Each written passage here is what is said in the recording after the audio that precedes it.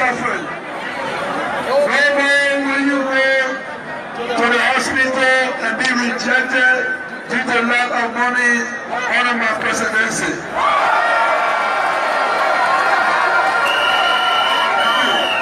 No more will you go to bed hungry due to the lack of food under my leadership as president of this great nation.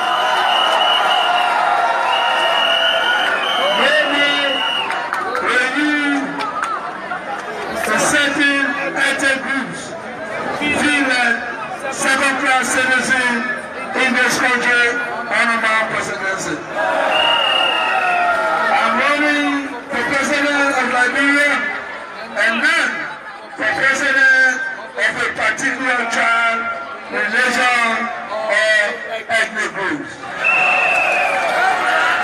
There will be no Congo Liberian or the Native Liberian. Neither will there be a Muslim Liberian or the Christian Liberian under my presidency. I'm running for president for all Liberians and the one Liberia united for the common cause. My fellow Liberians, my Chief for Hope agenda is rooted upon 4 pillars: power to the people, economic and job, sustaining the peace, governance, and transparency. As a president, I will fight corruption in a stronger way I know by cutting wasteful spending in government and creating a zero-tolerance policy.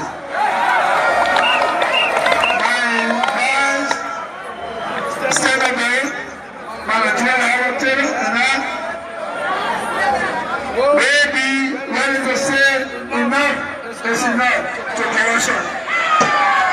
Through the implementation of the proposed measures such as creation of a special code for corruption, and strengthening the legislation that will quickly bring corrupt officials and public servants to the boat. There will be no recycling of corrupt officials in our government.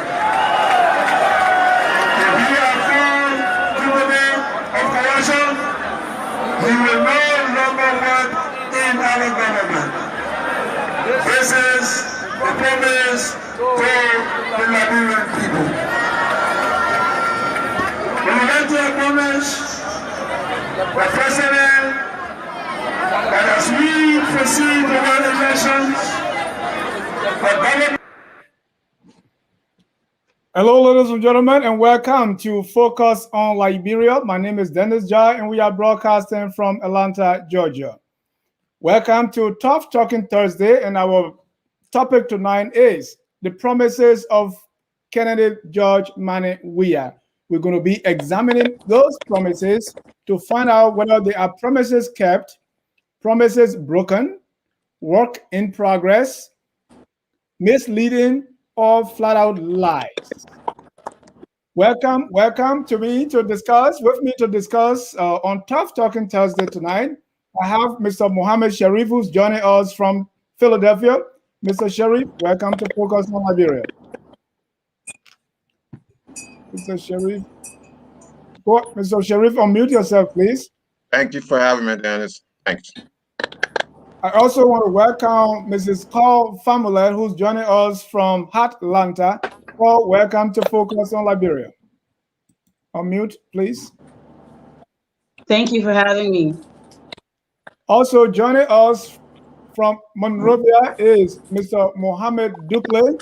Mr. Dukle, welcome to Focus on Liberia. Thanks for the opportunity. It's a pleasure being here.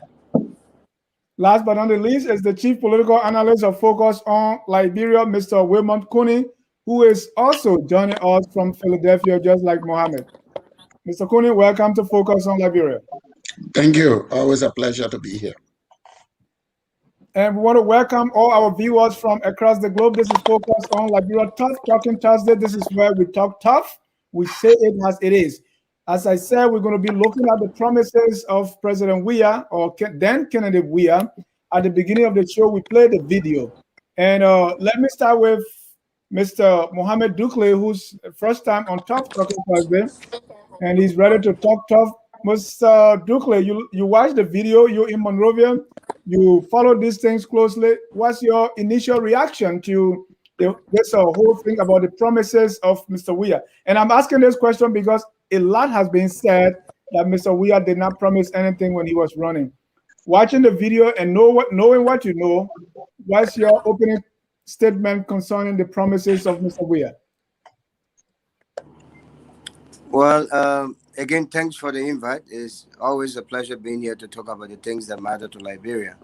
As you listen to the video or you watch it, and for those of us who are on the ground, living the harsh realities, you realize that almost everything that President Weah said then as a promise, the current reality is the complete opposite of what he said.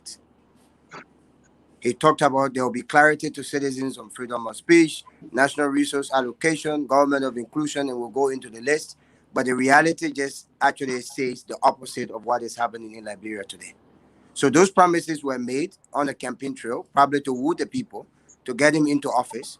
But we don't see the CDC-led arrangement of a government upholding those promises or even thinking about being faithful and committed to the people who made them to be in the power that they have today. Thank you. Mr. Kune, your initial reaction? Well, the running of campaign involve a lot. There are a lot of stipulations, a lot of statements. But if you look at the promises, all of the promises that are in that video, if you match those promises against the term of the president, we can confidently state that some of the promises have been kept and some are yet to be realized.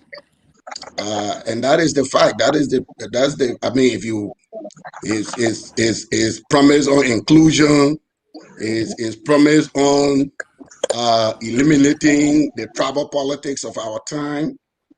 Those are promises that I think have been kept. There are other promises that still remain a challenge, and I think we have to be a little bit patient to see whether at the end of the first term those promises will be kept. And if those promises are kept, the Liberian people will decide. If they are not kept, the Liberian people will decide.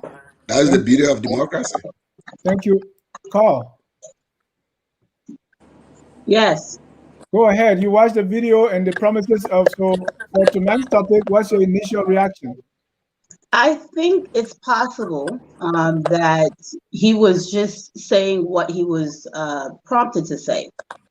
I don't believe that those were his words, his sincere words, because he hasn't made any attempt to actually do any of the things that he said.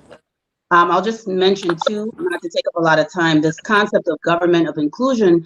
I believe in Weah's mind that means political party of inclusion, not government. And I don't think he understands the difference or he doesn't differentiate between the Coalition for Democratic Change and the government of Liberia. He believes that the government is CDC. So including people in CDC, if you want to do anything in Liberia, if you want to live freely in Liberia, you should be included in the political party. And I think he believes in some way that means that he's being, inclusive in government. But the fact is, there's nobody serving in his government through appointment that is a member of any opposition political party. Every single appointment he has made has been from the Coalition for Democratic Change, down to the level of mayor and local commissioners. Everyone has to be part of his political party. So that is not government of inclusion. So either he doesn't understand what it means, or it was just smoke and mirrors. And then the second thing is this concept of having a non-tribal government, his officials, especially his mouthpiece, his most vocal mouthpiece at the Ministry of Information, Culture, and Tourism. Ministry of Information, Culture, and Tourism for the oldest republic of Africa. The deputy minister, Eugene Fangon, constantly posting on social media and publicly stating very, very hateful speech, divisive speech, anti so-called settler speech, anti-Republic of Liberia. In fact, he is so anti-Liberia, it's not even funny. I can't even imagine why he hasn't been fired. All this man does is denigrate the country, denigrate certain populations within the country. And this is a spokesperson for the Ministry of Information, Culture, and Tourism. Extremely pushing this line of tribalism. He's a direct representation of what the government, the current administration, represents. And there does not seem to be any outrage coming from either the minister proper, the president, or anyone else. So absolutely, completely either lying again or didn't understand the words that he was espousing. I don't believe he understood what he was saying, because I don't want to be and Carl, we're gonna get deep into it. Okay. Let me go to Mr. Sharif for his opening remarks based on what he has listened to so far. First of all, shout out to my fellow alumni from WAPLO Institute, the students of WAPLO Institute, who, any of them may be watching this show either now or later. I follow the campaign a little bit during, the 2017 presidential election. Mr. Weah, I have to say, didn't have to say a word to be elected. You understand? He didn't have to make any promises to be elected. Okay, he was that popular. So, and couple the unsophisticated way the Liberian voter is. Keep in mind that, this is the same group of people, right? Liberian voters, collectively speaking, that have voted in a warlord, right? They voted in a corrupt administration, right? So why not, right? Weah didn't have to say those things that he said. And Paul just said it right. I mean, those words, right? Those were not his own inventions. Those were written for him. You can tell they were written for him. He had to consistently, just like Donald Trump would read from a teleprompter, he has to consistently read the script. He doesn't have a teleprompter. He has a podium. He has to consistently read from that prepared text, right? That's why he doesn't make eye contact. They were written for him by either members of his own administration or members of the previous administration. And so he doesn't believe one bit in what he's saying. Either he doesn't believe in it or he doesn't know how to. Either one of which is totally dangerous for a country that's 174 years old. You talk about, economic empowerment. Mr. Sherry, we'll get deep into the speech. I mean, we'll get deep into the promise and take them one by one to talk about them. But before I let you end, are you surprised that you were hearing those promises? Because a lot of people believe anytime you talk, they say, well, Weah did not promise anything. Were you surprised listening to those promises? I wasn't surprised. That's what he's supposed to do, right? But do you believe that he actually made promises during the election? I wasn't surprised. But at the same time, he didn't have to make those promises to be elected. He was that popular with the Liberian voter. Again, keep in mind, and I'll come back to this again and again, the Liberian voter is very unsophisticated for some of the reasons that we've talked about on other shows. We talk about the educational level of the Liberian voter. The Liberian voter is not an issue voter, but they're not going to vote on issues, right? What are you going to do for my constituency? That's not how they vote. What are you going to do to fix a bridge right, over the Kavala River, for example. What are you going to do to build motor roads from Monrovia to Cape Palmas, from Zwedru to Vonjama, from Cape Mount to Sanikoli? That's not how the Liberian voters vote. Yeah. And so unfortunately, we end up with administrations. As my professor Don told us, every people get the government they deserve. And I think this government, the Liberian people, deserve this. Thank you. Thank you. Ladies and gentlemen, our topic on Tough Talking Thursday is the promises of candidate Weah. Let's take a step back and look at campaign promises. Normally, they are what they are, campaign promises. Should we, as Liberians or voters or citizens, actually believe campaign promises? Mr. Kuni. Well, before I answer that question, let me push back a little bit on this whole idea that we may not have an understanding of the concept of inclusion. I mean, this is the president in the most recent history of the country that took the vice presidential candidate that ran against him in the election and appointed him to government, that took the police director that was in the previous government and appointed him to government, that took the internal affairs minister that served in the previous government, still maintaining his position, that took a minister of agriculture that was very critical of the CDC government, still and got into government. So the notion that Weah doesn't understand the concept of inclusion is it just pushes the narrative of underestimation that Weah has undergone through his career.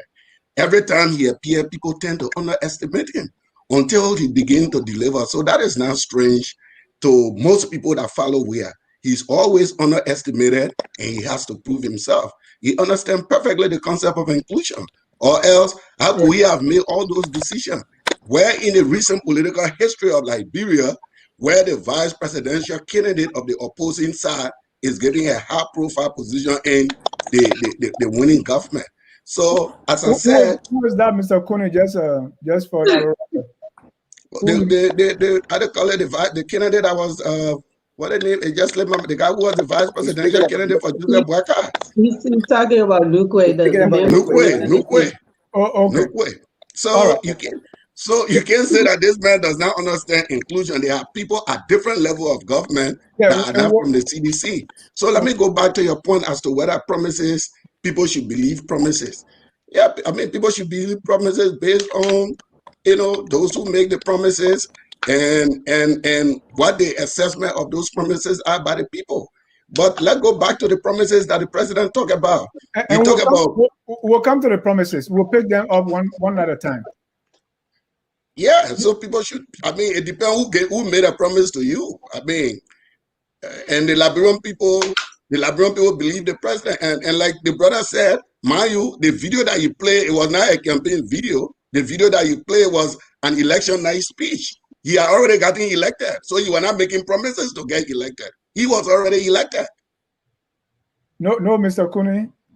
This video, he was laying out his plan, and it was in this video that he appointed his campaign manager and his campaign people, and that's why he said my vice standard bearer, Joel Howard Taylor.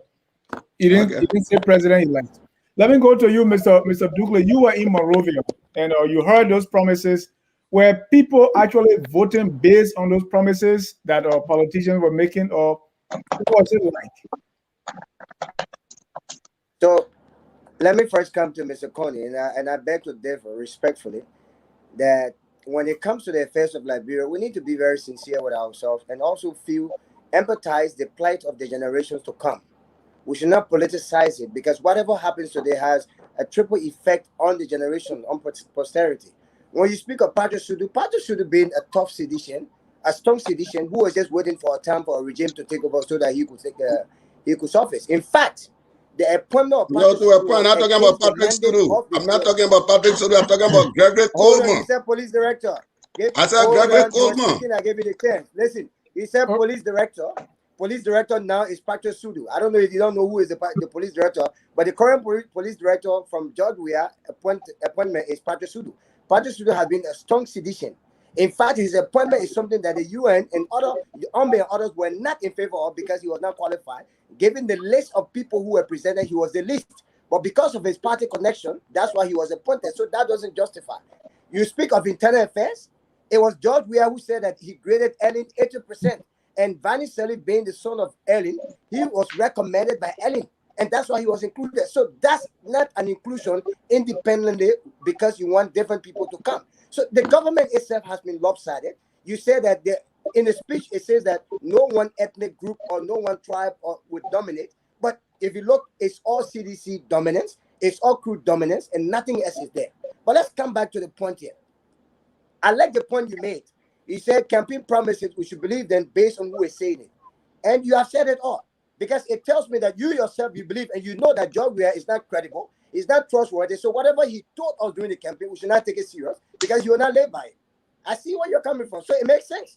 And that's why everything he told us, I live here, I'm on the ground. Everything George Weah told the Liberian people, he's gone against it. Inclusion, 0. Transparency, 0. Accountability, 0. Judicial equality, 0. All of those things are not working. So we should not sit in the state and say it is okay when Liberians are dying and suffering by the day, when a handful, a modicum of individuals are looting national coffers at their own aggrandizement, and we are suffering. And my question can I make a point? Before you come in, my question still is, Duke, what were the people voting on? Were they voting, for example, Kennedy Weah based on those promises? What was it like? You were on the ground. That's why they were voting on. They were voting on based on the promises that he was making, that he was going to be the alternative. And one of those prime promises, when George Weah said that he as a UN peace ambassador, right? That was clear. Many videos are there that he was going to make sure that there will be no more culture of impunity in this country. So people were not voting because he was a footballer. People were not voting because he wore the Golden Glove Award. They were voting because he was telling them that you are suffering. The UP government had let you down. I have the answer. I have the alternative. And he laid out those alternatives that when I come, you will no longer suffer. I will do this. I will do that. I will do that. So people saw him as a messiah. And that's why they voted him unanimously in office, hoping that he will live up to that promise and not disappoint them. But unfortunately, it's the opposite today. Thank you. Call. Let me make a quick point. Mr. Kuni, can we go around? Okay, well, go ahead. If a point is made that is wrong, it need to be corrected so that the discussion. Yeah. 1 minute. The brother I wasn't making reference to Sudu. I said the police director that served in Ellen's government was appointed by Weah in his government. Gregory Coleman was appointed as executive director for the Bureau of Concessions. That is my statement. No. When it comes to Weah, people want us to be factual about something. They're passionate. Gregory was undermined. Hold on. We can provide all the different reasons, but we just got to go by the facts. The entire that's not a fact, Mr. Kony. Hold on, Mohammed. Mr. Douglas, hold on. Let Kony, you have 20 more seconds to conclude. Almost the entire diplomatic corps of the Republic of Liberia that existed under the Unity Party government is the same diplomatic corps that exists today. The current ambassador, even the current ambassador that is in the United States, was the ambassador that was appointed during Ellington as Liberia ambassador to Ethiopia. So these are the facts. So, Mr. Kuni, what are you trying to say? Are you saying because what they are accusing Weah of is he was handpicked by Ellen, and so there was a deal? So, if you're saying that the people that serve the Ellen government are not serving his government, is that what you term as inclusion, or is that supporting the fact? Political inclusion is taking your opponents to join your government. That's why it is. It doesn't matter what mechanism. That's political inclusion. Thank you. Taking people. Thank you. I got it. Yeah. Let me so go you to can get different reasons, but that's inclusion. Let me go to call for the history. That's not even inclusion, Dennis. Hold on. Call. We all watch elections, not just in Liberia, all over the world. What is the likelihood of people living up to their promises, or are we judging Weah differently? First of all, talking about a government of inclusion should not even be a campaign promise. That's just the law. That's just the Constitution. And the idea that there should even be promises is just pathetic. You don't have a right to do what George Weah did when he took office. It was unconstitutional. He took office, and Mr. Cooney, he dismissed the entire government down to the HR, with the exception of a couple of crew people, Mary Bro and Sam Liu and Eugene Nangbe. Everybody else was dismissed down to HR. Look, though, this is recent history. We have not died. So you can't distort history while we're all still alive. And that was not only self-sabotage, but it was unconstitutional what he did, because many of those people were civil servants and they were not political appointees. He violated the Constitution. He violated laws, the acts that brought a lot of these institutions into being. I'll be specific. NTA, the National Transit Authority, he went and appointed the managing director. The act that created the National Transit Authority says he's supposed to appoint the board of directors, who are then supposed to vet and hire a competent person to manage the entity. That is not a presidential appointment. He overstepped his bounds because he thought that it was something like LPRC. Did not appoint any members to a board at the National Transit Authority. Just jump up. Appointed his friend, who was a bus driver and trying to run his private bus company, thought he was capable of managing the National Transit Authority. A person who, again, is from his ethnic group. So don't paint this picture of inclusion. There's two things. We have sense, right? We can see and we can understand what's happening around us. And secondly, again, we have not died. We're still here. So you can't misrepresent things that we just witnessed 3 years ago, a year ago, 6 weeks ago. Okay, so to get to your question, Dennis, in a lot of cases, politicians promise things based on ideology. So usually, yes, they will deliver on their campaign promises because the ideological basis for their involvement in politics remains constant. So if someone runs for office on the premise that they are going to, they're conservative, they're going to push for laws, they're going to push for regulations that limit a lot of these new social things, ideas that are coming out, they usually do what they say around the world. If somebody's conservative and that's their ideology, you usually can trust that when they take office, they're going to push a conservative agenda. If someone is extremely liberal, and they make campaign promises based on being an extreme liberal, you can usually believe and trust that when they take office, they're going to be true to the ideological basis for their involvement in politics. Mr. Weah has yet to share an ideology. We don't know what he believes in. He gets up and he says things that are not political campaign messages, but obvious things that you must do when you become president of the country. You should not be tribalistic. All citizens are equal per our Constitution, not per the president's will. And if he does anything contrary to that, he's breaking the law and he's violating the oath that he swore to uphold the constitutional rights of all citizens.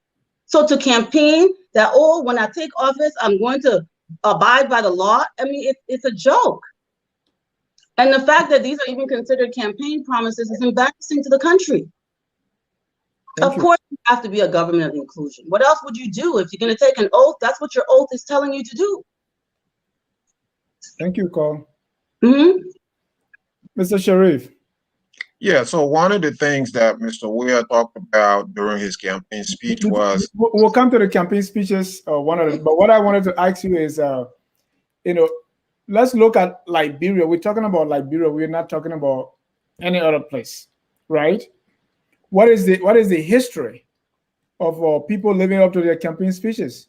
And what is their history of even voters responding to those kind of messages? What can you tell us?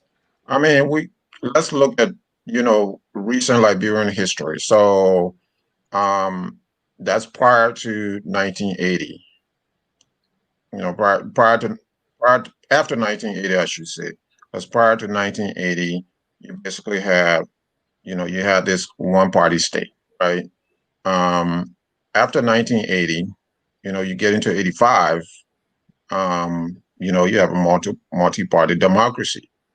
The election of 1985, which was, by all standards, a fraudulent election, produced, different result. So, what promises were made in 1985? Mr. Dole promised a new Liberia, right? Again, one of the panelists just mentioned the fact that a candidate is going to say, this is going to be a government inclusion. That shouldn't even be, a topic of discussion. That should be a given, right? Dole and all the other adversaries, promised a government of inclusion. Was his government inclusive? So that's the question. Was the Dole government inclusive? If you ask me, it wasn't an all-inclusive government. Move on to, Charles Taylor. Charles Taylor's government was made of mostly, his supporters. Now, his promise, again, I go back to something I mentioned in the opening. Like these guys like Taylor and Weah didn't have to make the promises that they made. They would have won anyway. Taylor would have won anyway, right? So he did make some promises, but what did he do after he won the election? Okay, he organized gangs of murderers going after his opponents, and most of his opponents either have to flee, or those who could not leave have to subject themselves, right, to whatever Mr. Taylor can provide. Thank you. Let's now go through a couple of these promises. The first promise that we listened to in that video, Mr. Weah said, "Our people have suffered in the hands of bad governance and unpatriotic leaders. But I stand here today to assure you that you will cry no more under my leadership as president." He continued, "No more will you go to hospitals and be rejected due to lack of money under my presidency. No more will you go to bed hungry due to the lack of food under my leadership as president of this nation." Let's start with those three promises. Mr. Sharif, you continue.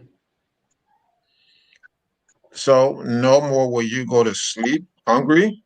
I mean, that's a joke, right? So what you have now is a country of hungry people, while you have the ruling elite with who's with their pockets full of money, with resources. So that's a joke.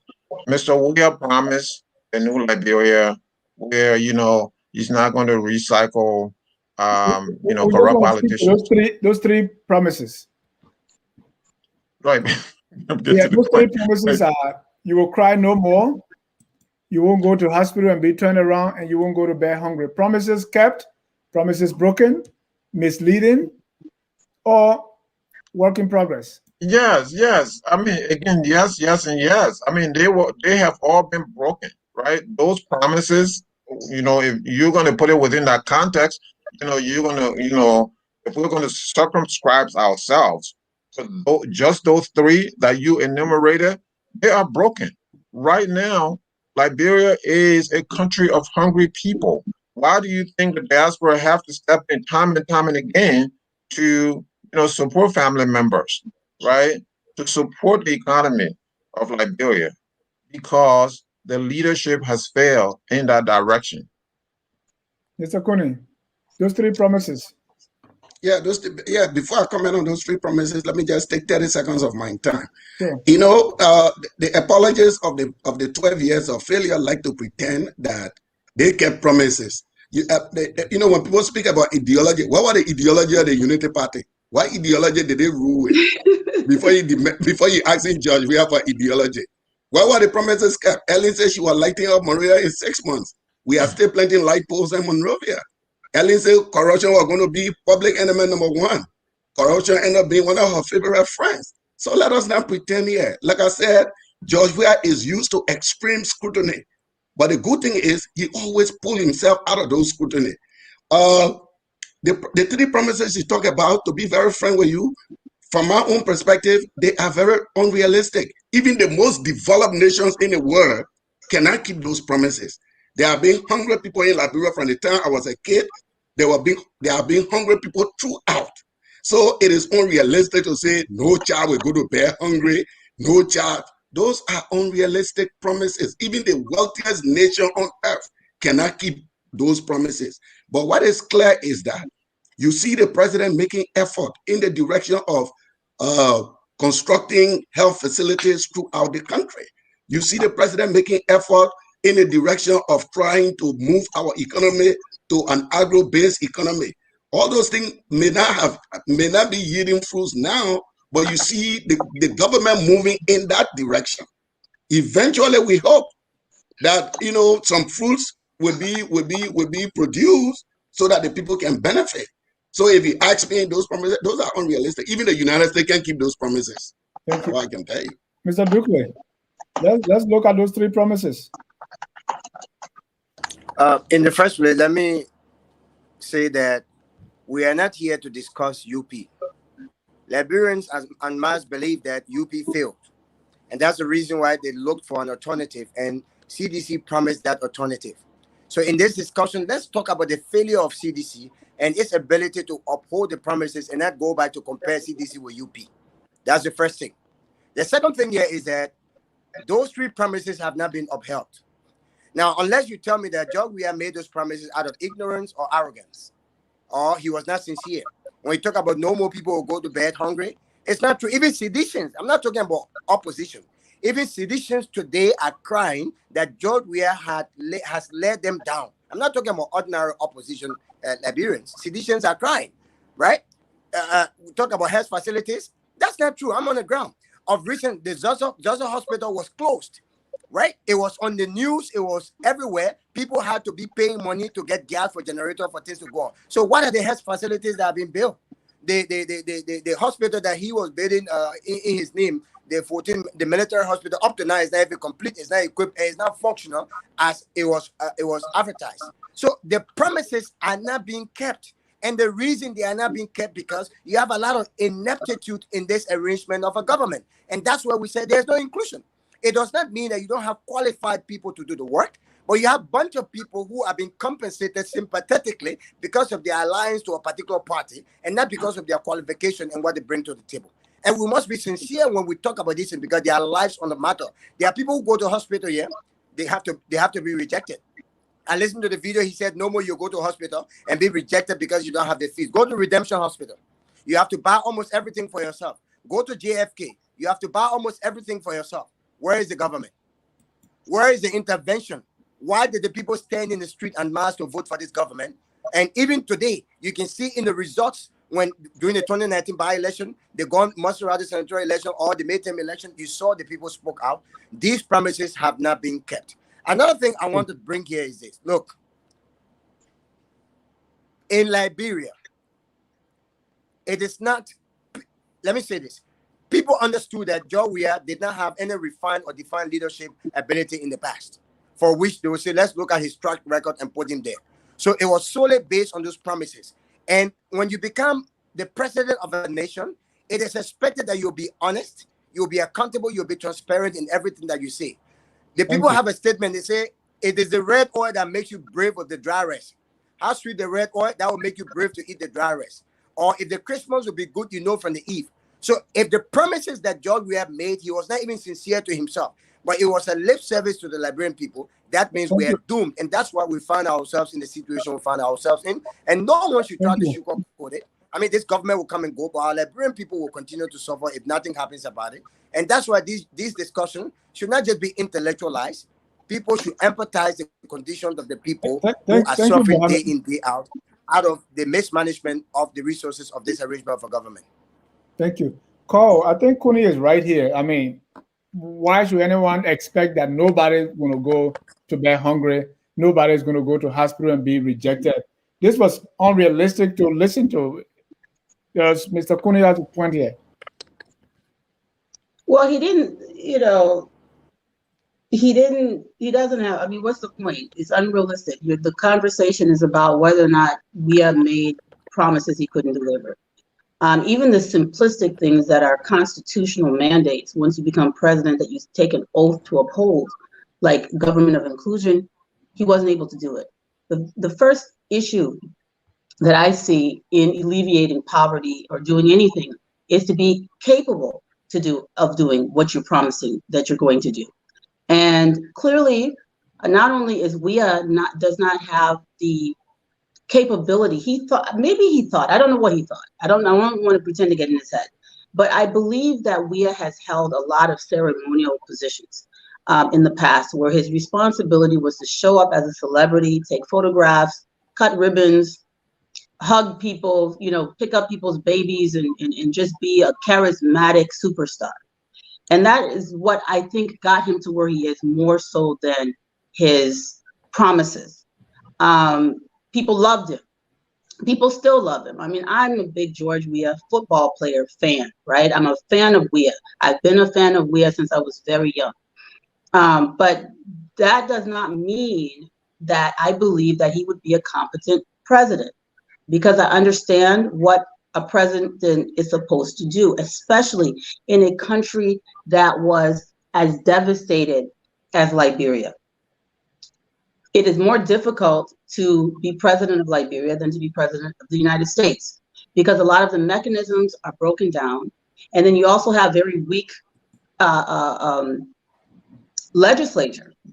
And the balance of power isn't where it should be. So Weah was put into a situation he couldn't handle, for lack of a better term. He was put into a situation he couldn't handle. And I think he went there with the intention of taking pictures, and other people were going to run the country for him. Okay.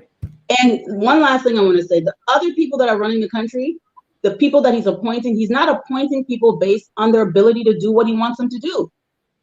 He's appointing people based on who he thinks he owes favors to or who's loyal to him.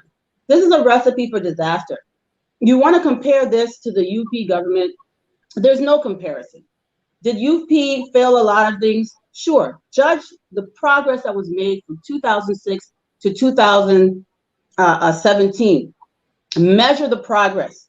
Measure the progress from 2006 to 2009. And measure Weah's 3-year progress. There's no comparison. UP was not a perfect government, but they performed far more competently than this government is doing. And that is because, yes, while there were people that were doing the wrong things, there were a lot of competent people in important places. You had Dr. Antoinette Sayed appointed to the Ministry of Finance. How can you compare Samuel Tuet to Dr. Sayed? This woman got us an unprecedented debt waiver. There were so many competent people in the Unity Party government compared to what is happening now. These human beings are Liberians. They don't have to be CDC partisans. Look for talent if you really mean well, if you really want to even try to deliver on your campaign promises. Seek talent that can actually do the job. But he fired all the technocrats. Thank you, Cole. Let's go to other sets of promises. Ordinary Liberians will be given protection and the opportunity to succeed. My administration will seek to build a middle-class economy so that our citizens can be middle-class citizens. We're talking about the economy here, and that's on the backdrop of the Pro-Po agenda, which is the Change for Hope agenda. He said, and I quote, "My Change for Hope agenda will be built on 4 pillars: power to the people, the economy and jobs, sustaining the peace, governance, and transparency." So even so, Mr. Kuni, let's go to these ones related. No, Mr. Sharif first, because Mr. Kuni, let me go to you. So the PAPD, because many people again, and where you have a point also is many people believe that Mr. Weah didn't promise anything, but he had a plan, and something that the PAPD was put up after. But here is Mr. Weah on the campaign trail, talking about his Change for Hope agenda being built on 4 pillars: power to the people, the economy and jobs, sustaining the peace, governance, transparency. And here he said he's going to build a middle-class citizen. How is Mr. President doing with this? And the president is struggling in that area. We got to admit there's a lot of struggle in that area, both as a result of both internal and external factors. But before we go into those struggles, it sometimes amazes me how apologists of the Unity Party want us to restrict our discussion only to Judge Weah when they're using the back door to sneak the steam-filled leadership of the Unity Party upon the Liberian people. Once you continue to do that, we remind the Liberian people that you failed before. And you talk about success of the Unity Party. Where is the success? No running water in Monrovia after 12 years. No electricity in Monrovia after 12 years. What is success you talking about? We don't discuss personalities. We talk about the benefits that accrue to the Liberian people. You talk about waiving $4 billion debt. Well, you added $1 billion before you left office. And what did the Liberian people benefit from that new $1 billion debt? So we're not comparing personalities. We're talking about what the Liberian people benefited from as a result of your leadership. As long as you stop trying to bring the Unity Party people through the back door on the Liberian people, then we'll stop talking about them. Then we'll focus on Weah. So I just want to make that point. But like I said, there are challenges the president is facing. Building a middle-class economy is not something you will do in 3 years. The Chinese, it took them almost 50 years to get to where they are. So all of these unrealistic expectations, those promises are aspirational. And are there steps going towards those promises? Yes. Are the benefits imminent now? No. It's going to take time for those things to be achieved. We are excited about the money agreement with Guinea that are going to create jobs in the Nimba, Bikana sector. These things take time. We're talking about the road infrastructure, the Southeastern Road Corridor. You can't develop a country when you don't have roads, when you don't have water, when you don't have electricity. How are you going to build a middle-class economy when you don't have those things? So we have to restore those basic. And this is where the efforts are. We have not gotten the full benefit, but let us not start talking about this government as if to say this government has ended. This government got 3 more years to go, and possibly there will be another 6 years for this government to go. And who knows, by the end of the 12 years, the government will have achieved by far better than any government in Liberian history. Thank you. Oh, Cole. No, Mohammed, now since you're back, Mohammed, still on those promises. The PAPD has everything in that, right? Power to the people, meaning the inclusion that we've been talking about. You know, the government going to the people, the economy and jobs, sustaining the peace, governance and transparency. What's your take? And then this one, they say ordinary citizens, you know, he's going to build this middle class economy. The economy now is struggling. Mr. Kuni admits that, but he says steps have been taken. Will you say this is a work in progress? There's a lot in here that's laughable, right? So, you know, you cannot make these kinds of promises if you are George Weah, especially, you know, listen, if I were in his shoes, you know, I will get rid of my speechwriter. I will go ahead and give something impromptu. At every stop, I will pull my guts out and get rid of my speechwriter. Don't write these kinds of speeches for me. Don't write anything for me that I don't understand. Because the moment you don't understand something, you're going to read it for the audience. And I think what was happening there when he made those promises, he was reading something for the audience. You know how when, you know, we were in grade school and the teacher comes around and say, you know, it's reading time. You know, Muhammad, you're going to read. Dennis, you're going to read. It's your time to read. It's your time to read. So let me push back on that, because the Change for Hope agenda that he's talking about here is written down even long before he became president. So the narrative that he doesn't understand it, I don't think that's fair to President Weah. Even if it was there before, right? Someone has to have come up with this, right? People within his body have to have come up with something, right? I mean, we're not talking about. But government is not one person, though. I'm not saying. By no means I'm saying that everyone in the CDC is dumb. I mean, that's not what I'm saying. I am saying that the leader of the CDC, the political leader of the CDC, doesn't understand most of the concepts that goes in, that are embedded in these speeches, right? So when you, first of all, you talk about the middle class. How do you build a middle class? Is a middle class, you're supposed to be building the middle class from top down or from bottom up? Okay. How do you ensure that there's transparency in government? So what was the first thing that happened when Mr. Weah got elected president of Liberia?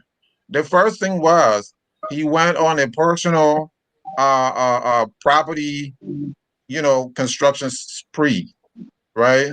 That's unprecedented in Liberian history. So you have a president of a country who invested heavily in personal property. He has not declared his assets. So why you talk about transparency if you have not started declaring your assets? He declared, didn't publish. According to what we read. He did what? He did publish his assets? He declared it, but it was not, he said it was not required to publish it, so he didn't publish it. But do we know his assets now? Do you know his assets? Do you know how? Do you know his assets right now? According to them, you can go through the open, how do you call it, open budget, or request the information, not open budget. I have looked for it. I can't find it anywhere. You have to can't find it. And this is someone who was really broke before he became president of Liberia. And like Cole said, I'm a big fan of George Weah. Let me tell you, it won't look. I'm a big fan of this man. I watch his videos. Do you know? Every week I watch his soccer videos. I watch his at least once a week. I watch his videos. That's how much fan soccer videos when he plays soccer. That's how much of a fan I am. But as president of Liberia, let's be honest, right? Let's be honest. And it is a complete joke. Someone just help me with that freedom of information. But Mr. Let me go to Cole on other sets of promises. This one have to do with corruption, right? And this is what the president said. As president, I will fight corruption in the strongest way I know, by cutting wasteful spending and creating zero tolerance policy. He continued, my vice standard bearer and I, Juwo Howard Taylor, will be ready to say enough is enough to corruption through the implementation of a robust measure, such as the creation of a special court for corruption. I mean, obviously that's not true. And the fact of the matter is, people don't even really address the true, depth of corruption. Corruption is not something that only occurs in government. It is a societal problem. So the only way to really combat this is to change the paradigm by having ethics courses and making, having lots of checks and balances, putting in systems where you can catch fraud, and upholding the existing mechanisms that were created before you got there. They're not upholding those mechanisms. They no longer adhere with by the PP, the Public Procurement Concessions Commission Act. They ignore it. Everything is single sourced without any paper trail. Ellen couldn't stop corruption, but she made it damn difficult for people, right? Because you had systems in place. You couldn't just get up and go buy stuff with government money. You had to have 3 bids, and there were records kept. So the corrupt individuals had to be extremely creative in taking advantage of government resources. Now, all those mechanisms, those I call them corruption speed bumps that tries to stop, impropriety, those things have been erased. So it's a free-for-all. Even the lights that are so publicly displayed, and the president himself went out, single source. The company that installed the lights, there was no bidding process. In fact, there has been absolutely no bidding process on anything since George Weah took over. Competitive bidding is one of the ways to eliminate corruption, because if you only have a single source and there's no documentation, that's where government officials will typically get kickbacks.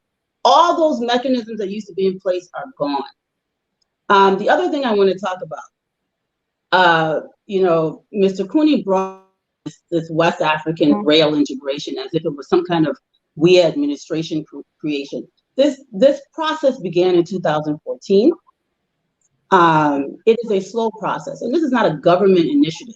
This is not a government initiative. I think it's laughable how every big thing that we as administration talks about began years before he became president.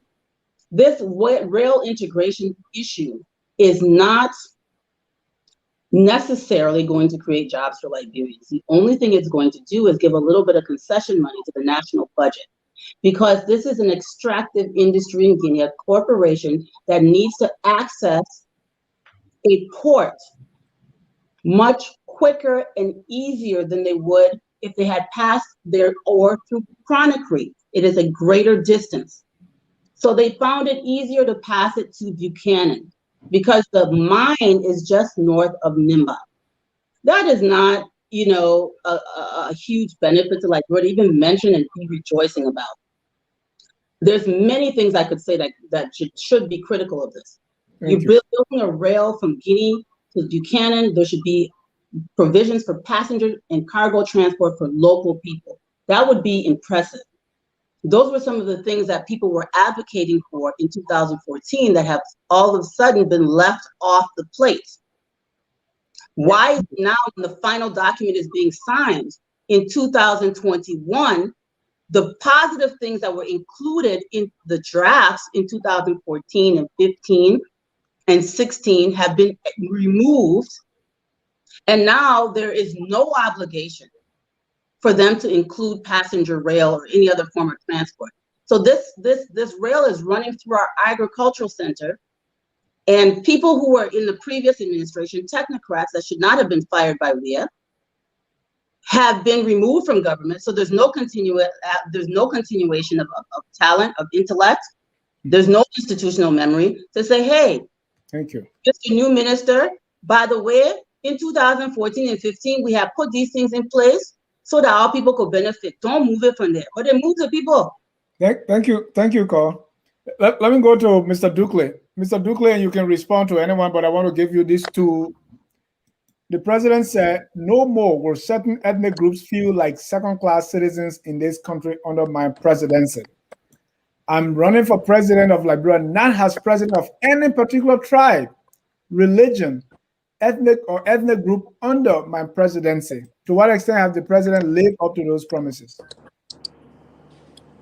To no extent. To me, to no extent, he's lived up to those promises. If you look at the George Weah-led arrangement today, it is highly lopsided with one tribe. You got more crew in it. I have nothing against the crew people, but you got more crew in it than any other appointment that you've ever seen than any other tribe. That's the first thing. Mostly Southeasterner. And even if you look at the appointment on the religious side, I mean, if you look at the appointment that are made, whether it's the cabinet ministers, whether it's the advisors, you have more Christians than Muslims. So I'm just bringing in when he said no ethnic group, no religious tribe will be second class. That's not true. I think that was just a lip service to Liberian people to get him elected. Or maybe he was speaking out of ignorance, as Mr. Sharif said. He didn't understand what was written for him, and then he just read it because they told him read it, right? But that's really not true. The other thing is, and I want to pick it back on the idea of the transparency. You see, Double Jala used to be at the PPC. I don't know if you remember that, PPCC. He was there, and at some point in time, he was forced to resign. If this government really meant well, it would have kept someone like Double Jala who has so much to offer this country. But they removed him. Why did they remove him? Because he was going to be an obstacle. He was going to be an obstacle to the clandestine operations of this government, and put someone there who was not up to the task and who could be swindled in any form and manner. Exactly. Then we go to Leti. Leti Kamo was removed against the will of the international community. And yesterday he was forcefully removed.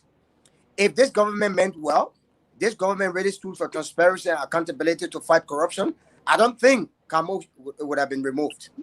I give you another scenario. Even Justice Janet was illegally removed.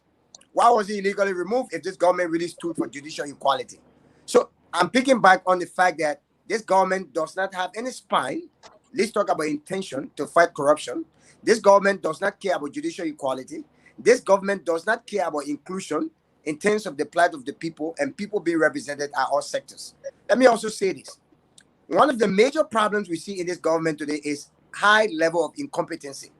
When CDC-led arrangement took place, you saw people moving in offices from the sycamore tree with letters from Molba Molu forcing people out of the offices to the extent that the payroll got bloated.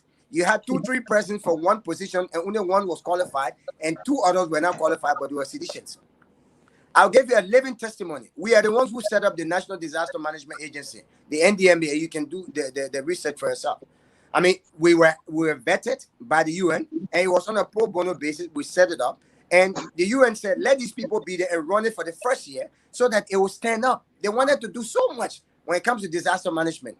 When George Weah took over, sedition from the sycamore tree came and took over the whole place, and it is there today, right? So this will not tell anyone that you have a responsible leadership, because responsible leadership also means then is that, look, you must declare. Declaration, if you check the definition, means you must make public, you must make known, you must let people have access to it.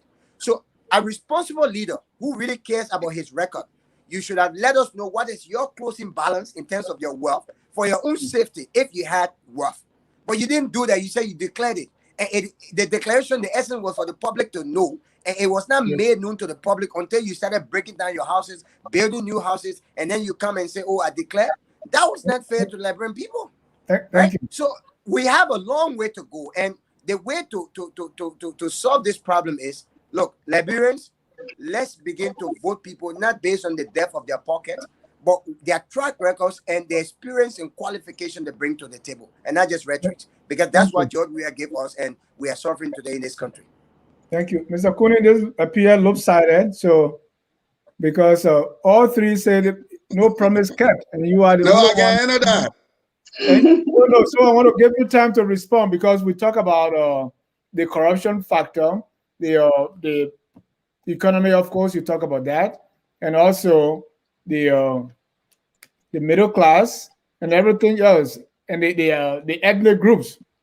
You know, you are from the Kru ethnic group, and from the southeast, just like me, I'm from the southeast. They are saying the government is lopsided. Most mainly Southeasterners, and especially Kru people.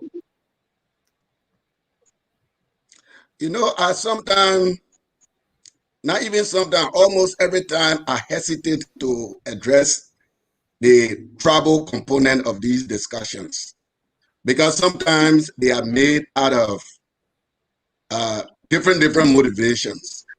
And there are times people take the entire Southeast to be Kru. I don't know whether they study the Liberian history. The entire Southeast that comprises of more than 7 counties is not Kru. And maybe what people don't even really realize is that if you go by the population of Liberia, Southeasterners are in a majority. Southeasterners take the 7 counties, take Grombasa, take Monserrato County.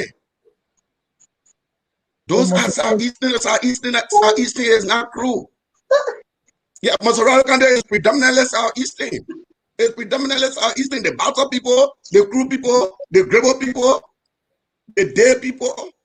So I don't like to go into this tribal discussion, but sometimes I get a little bit look when everybody think that the entire Southeastern are Kru. The Southeastern are Kru. There are several counties in the Southeast. You know, so let me just put that one to rest. The other thing again, corruption. When they make reference to the past 12 years, yeah, when you respond to it, they still leave the 12 years. You're talking about Madam Seliha's system in place. She took $50 million of local money and bankrupted the company. She took $10 million of the country money and gave it to Jason Rabon Salif. She took Arab money and gave it to Greaves, which many people believe may have led to the mysterious death of Greaves. These things are there, like you say, we're all living. Now, the other funny thing they do is that every project we are continuing, they say, oh, it started selling time, but the time was too short. The same people who say selling time was too short, they want Jowiah to do everything in short 3 years. That is a contradiction.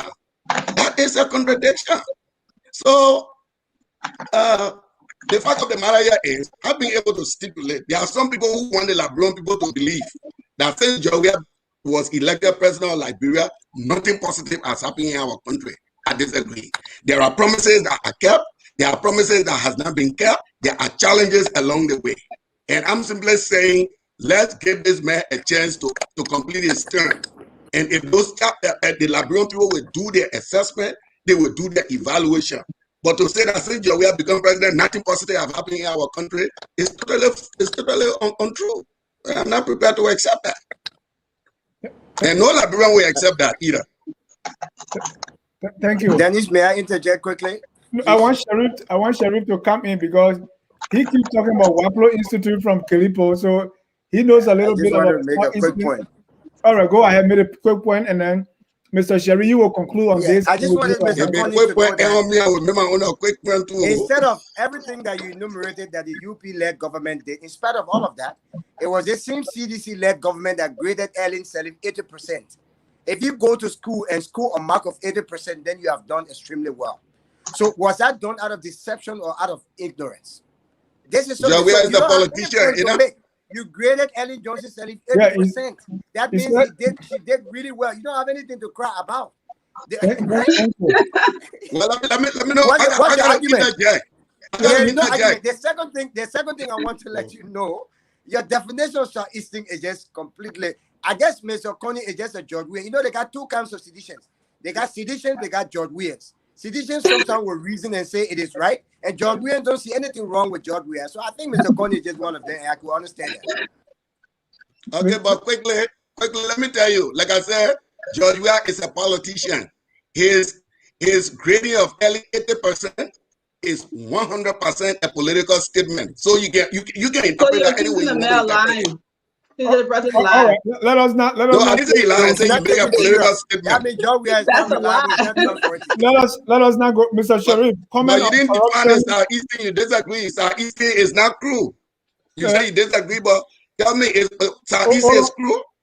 Hold on. Southeastern is not all crew. You have other ethnic groups. Mr. Sharif knows that. Mr. Sharif, yes. Comment quickly on the Southeastern, the corruption, and also the no ethnic group will feel like second-class citizens under my presidency. I'm running not just for any particular tribe, but for every religion, every tribe, every ethnic group, every political persuasion. Quickly, now, you have 1 minute. Yeah, so, you know, the Southeast is one of the best parts of Liberia. I can say that as someone who grew up, who is from the Southeast. This is one of the best parts of the country. The people of the Southeast are very good people, very nice people. The people of the Southeast, for the most part, try to be honest, right? So it is very incongruent with the cultural norms and values of the Southeast to engage in theft, right? To engage in behavior that are not, that are disruptive to the community. And so what the president is doing currently by not being transparent, by, doing things that are very destructive economically to the country, is very incongruent with the values of the Southeast. What you have, the days of Ellen and, people complain and whatnot, we all did complain about the Ellen Johnson Sirleaf administration. What you have now also is a recrudescence of the same old things that have been going on for all these years. So we need to, make sure that, just because, this person is from the Southeast, I'm from the Southeast, I'm this, ethnic group, I'm going to support, the president because the president and I share the same ethnic. That's, that is something that we have to get rid of, right? We don't have to defend a president because the president is from our backyard. You are not implying that what Mr. Connie is doing. He's exactly implying that, except that you don't want me to counter. No, I want him to say that, then you can counter. Well, I'm not sure what Mr. Coney is doing right now. But I want us to look at the real picture, right? I mean, it's for Mr. Coney to clarify why is it that he's looking at the country in a manner that we're all looking at. We all have two sets of eyes, right? We all have a set of eyes, and so we're looking at the reality. And there are people on the ground. You actually have a guest on the ground right now who is not only looking at the reality, who is feeling the realities because he's on the ground. And he's giving this data to us as it is happening. So, I mean, there is no way that we can sit around this forum tonight to say anything different. Now, there are some things, Dennis, that George Weah, if I have time later on, that he has done positively that I'm willing to comment on tonight if we have time. Just in 30 seconds, what are some of those things? Just bullet points. Well, listen. So he proposed a constitutional amendment, right? The constitutional amendment was to reduce the presidential term of office from 6 years to 5 years. That's tremendous. He proposed a constitutional amendment to reduce the legislative term of office from 9 years to 7 years, representatives from 6 years to 5 years. That didn't meet my criteria. That didn't meet my expectation. But at least that's a step in the right direction, right? But what did the Liberian voters, the unsophisticated Liberian voters do? The unsophisticated opposition do? They voted against this amendment. Thank you. Now, and this is the kind of thing that I'm talking about. So not only the president, right, but you also have the citizenry that's unwilling to develop their own country. Thank you. Let's go to the second part of this discussion tonight. That is, with not defending myself. With everything that we have said, how does this hurt or help the president for re-election 2023?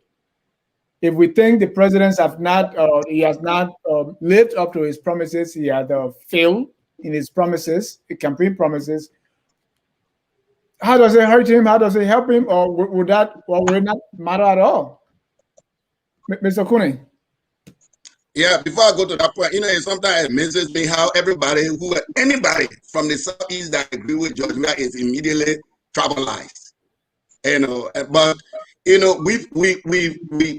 are used to that.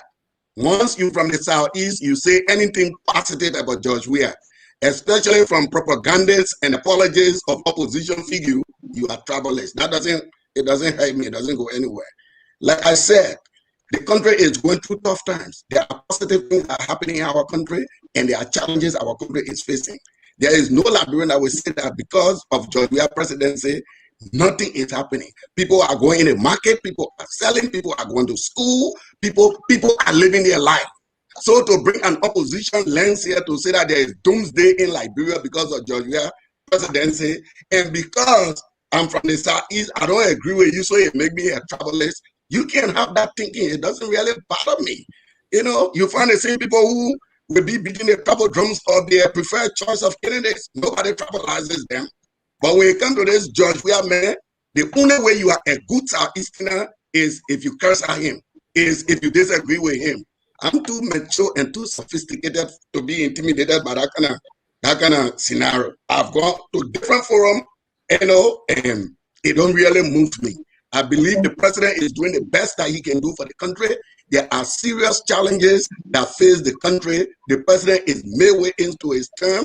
I believe, given what he's doing, the rural housing program, rural electrification, rural construction, all of these things, if he continue with these programs, I believe at the end of 3 years, of the next 3 years, Liberia will be in a better place. You can cry all you want.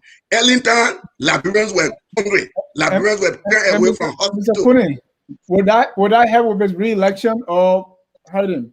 I'm the first person that came on this show and told you that George Weah will win in the first round. Thank you. He will win the opposition in the first round. This is an opposition that got no alternative. They got no plan. They come in with grievance. They bring in failures of the past, flunkies of the past. People that have worked for 42 years have not achieved anything, or people that have no experience in governance. And the Liberian people will make that decision. But if you ask me, George Weah is heading for a one-round victory. No matter how opposition people cry on the ground, he will win a one-round victory. Thank you. Carl. Yes. I mean, let's say whether the promises are kept or not. I mean, put on your political thinking cap now and tell me if because he kept his promises are not kept, he's going to lose. How does this help or hurt him? Well, of course he's going to lose. Of course he's going to lose. Liberians, I think it was Mr. Sharif said earlier that Liberians are unsophisticated voters. Unsophisticated, I don't know what that means. But one thing I will tell you, Liberians are not stupid. And the access to information that Liberians have today is far greater than it was even just 3 years ago. The access to information Liberians have has opened their minds, their thought processes. A lot of the people you see beating drum behind George Weah are doing so because they're hungry. And they realize that the only way for you to survive in Liberia under these current circumstances for most people is to say Muya when you see a sedition, and hopefully they will either give you something or you'll get an opportunity. So people are playing a game of survival, but their hearts and their minds know better. And not because I'm here in Georgia, but my heart and my mind are in Liberia. So I talk to my relatives, I talk to my friends. I'm constantly in communication with people on the ground. I have relatives and friends that are staunch seditionists.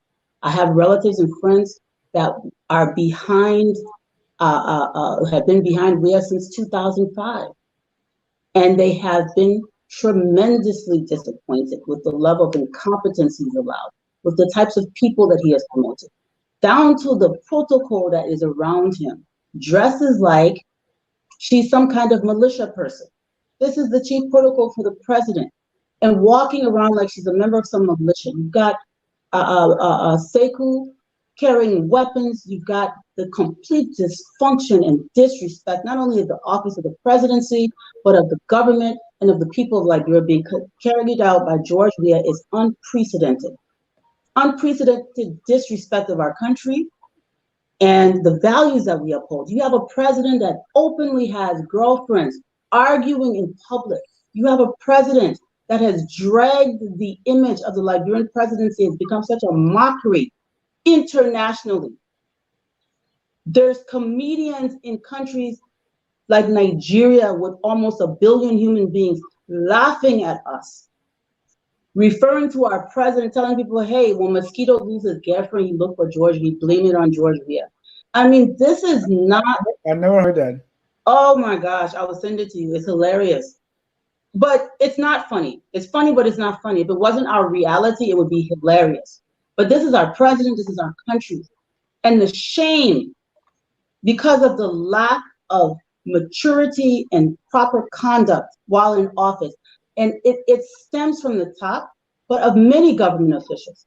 There has never been a time in the history of Liberia where government officials are openly fighting over man, woman business. You get your subordinate blaming you for taking his wife, the other one doing this, the other one pregnant for the president, or the other one that president girlfriend, cussing, all kinds of vulgarities, recording themselves doing so, and spreading it all over the global platform, talking about who is going. I mean, it's disgusting. That can never happen in another African country. And Liberian people are watching this. Liberians are extremely conservative. Liberians are Muslim, Liberians are Christian. Liberians are very conservative. They're watching this and they are appalled. And if anything is going to drag Weah down, besides his horrible failure with the economy, it's going to be his lack of decency, or not his, but the lack of decency that has been displayed by this government. People are appalled.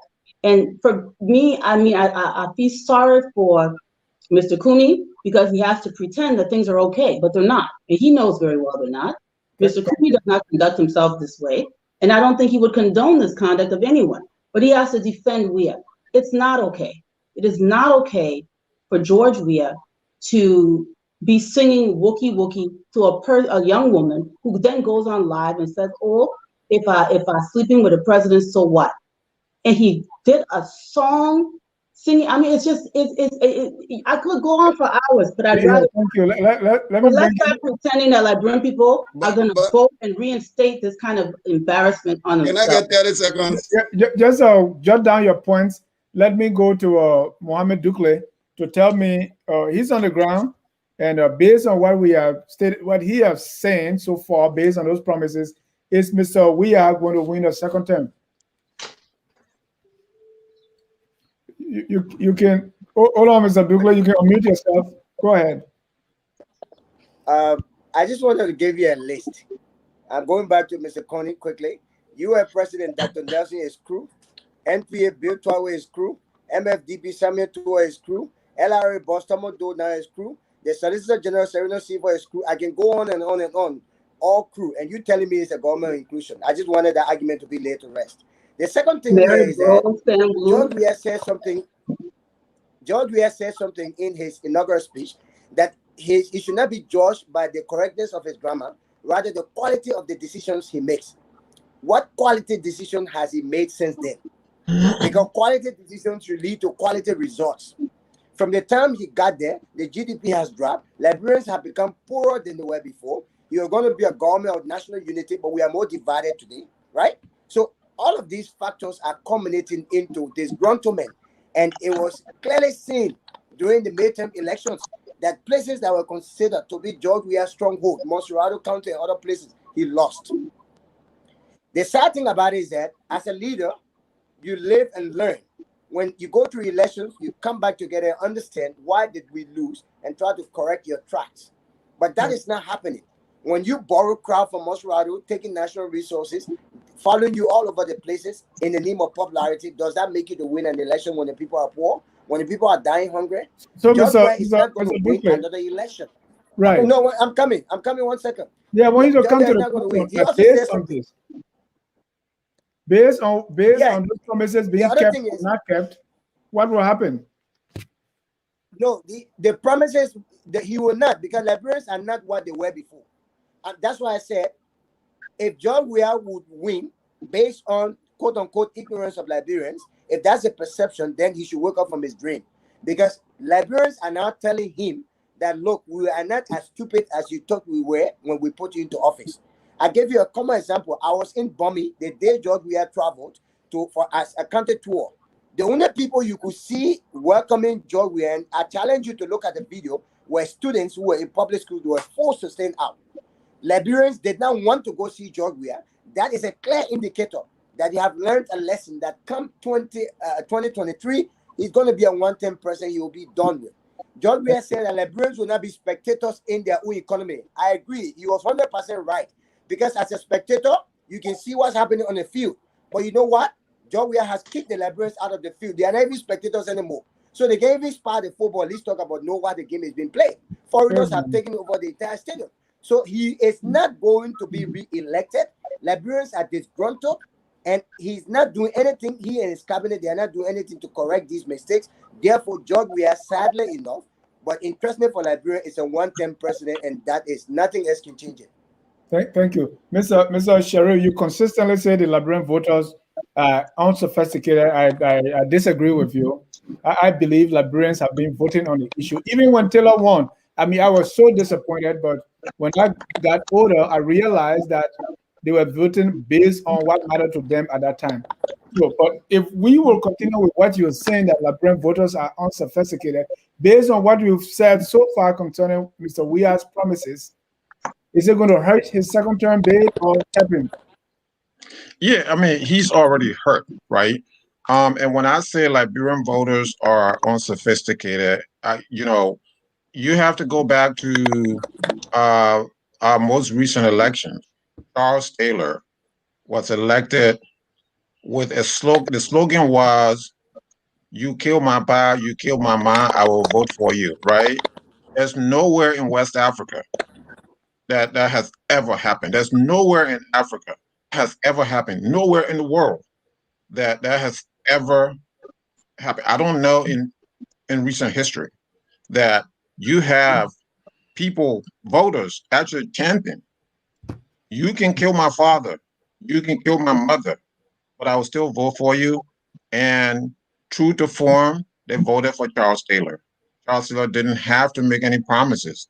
All he had to do was declare his presidency, declare his candidacy, and that's what he did. What promises did he make, right? So Charles Taylor was elected.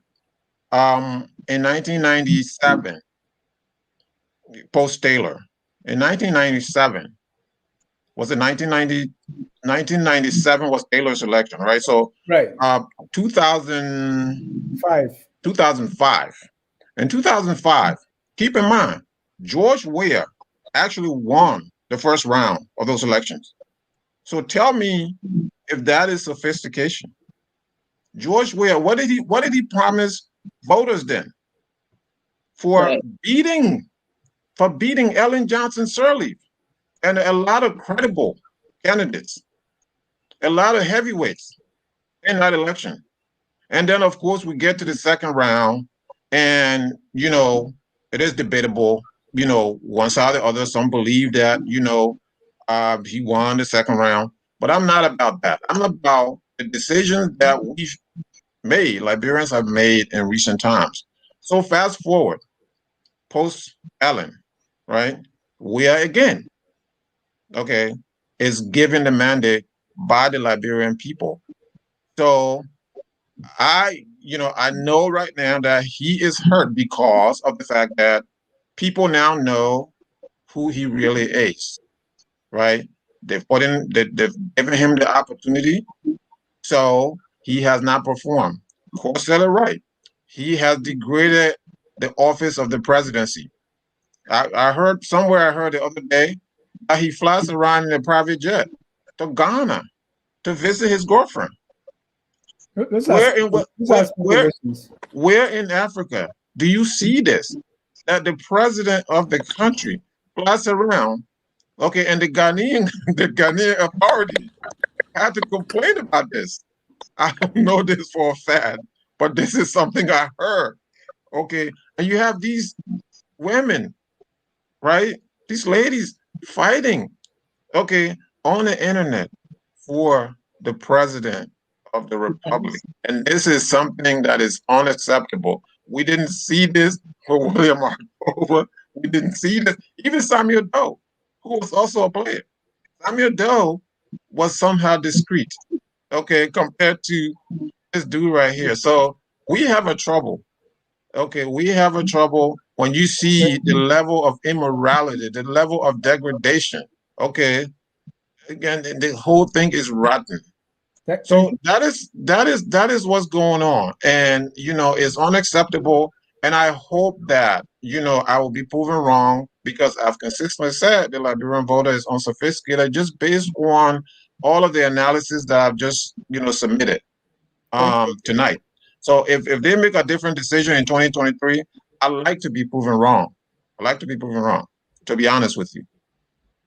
Mr. Cooney, you have your work cut out for you. Yeah, I think I need to start with some tabata.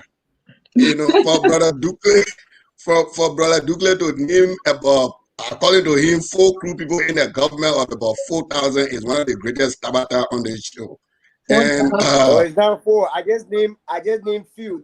I have a list of over. Yeah, it's still a tabata. Hold on, Ducle, when you're talking, I can't interrupt you. A government that has employees of over 4,000 presidential appointees. That's not 4,000 presidential appointees.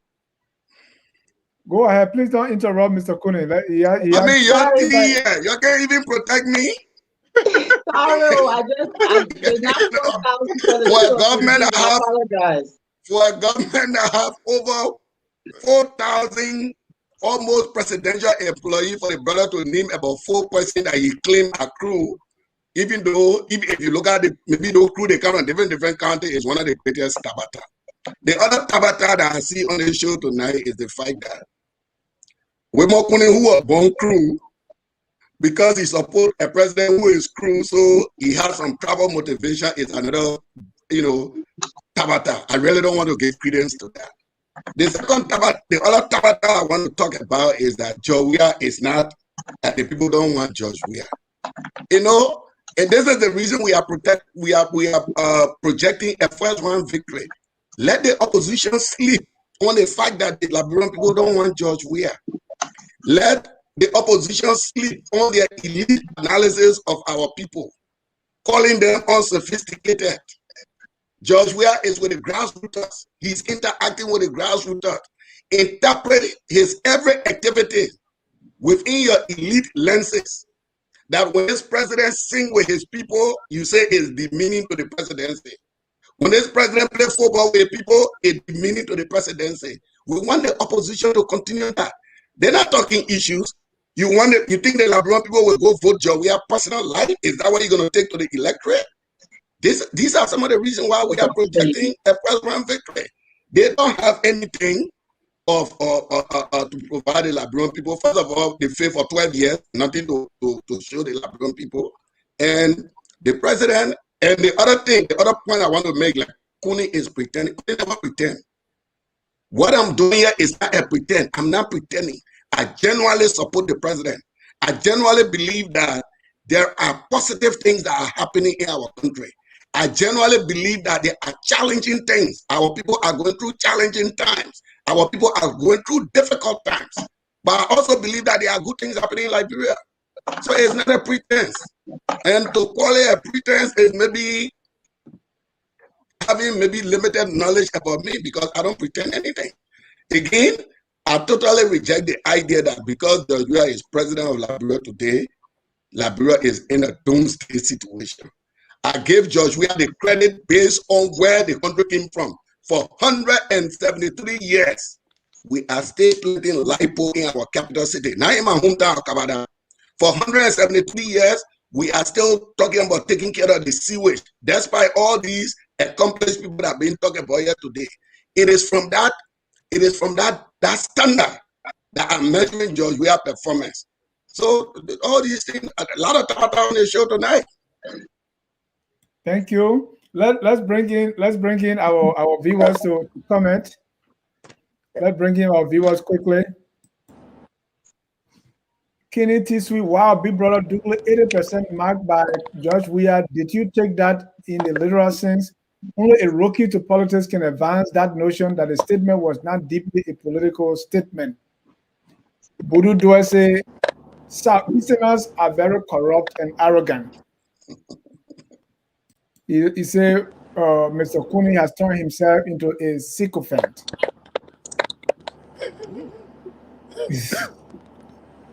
They say also, Josh P. Lobo, Mr. Kuni is really struggling to defend his failed CDC government.